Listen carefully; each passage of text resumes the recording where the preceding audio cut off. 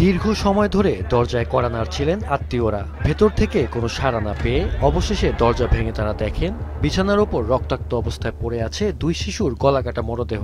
আর ঠিক তার পাশেই ওড়নায় ঝুলছে তাদের মায়ের নিথর দেহ। গা শিউরে ওঠা এই হৃদয় বিদারক ঘটনাটি ঘটেছে বগুড়ার শাহজাহানপুরে।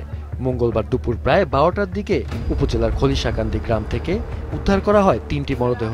স্বামী স্ত্রী কাল থেকে ক্যাসাল হওয়ার পরে 2টা বাচ্চাকে জবাই করছে বটি দিয়ে, করানোর পর মেয়ে নিজেই ফ্যানের সাথে আত্মহত্যা করছে গলায় রন্না পেঁচিয়ে।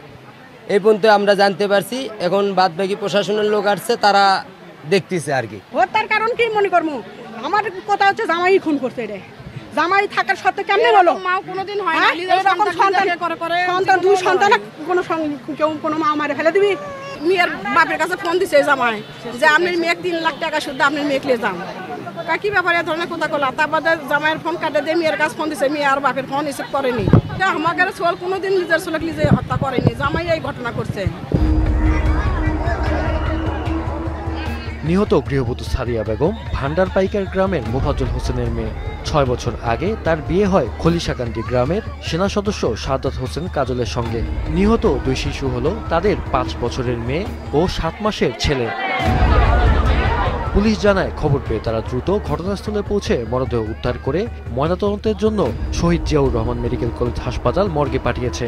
তদন্ত কর্মকর্তারা জানান, ময়নাতদন্তের রিপোর্ট হাতে পাওয়ার পর তারা বুঝতে পারবেন এটি হত্যা নাকি আত্মহত্যা।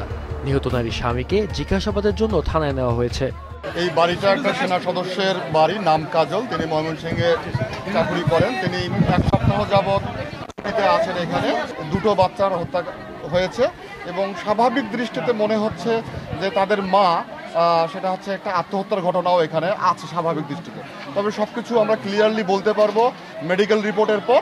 আমরা ময়নাতদন্ত রিপোর্ট আমাদের হাতে আসলে আমরা খুব সঠিকভাবে বলতে পারবো যে এখানে হত্যাকাণ্ডটি কিভাবে সংঘটিত হয়েছে এবং আমাদের তদন্ত সাপেক্ষেও আমরা বলতে পারবো। আমাদেরকে একটু সময় দিতে হবে, আমরা সময় নিয়ে এই জিনিসগুলো আপনাদের কাছে সময় মতো পৌঁছায় দিতে পারবো।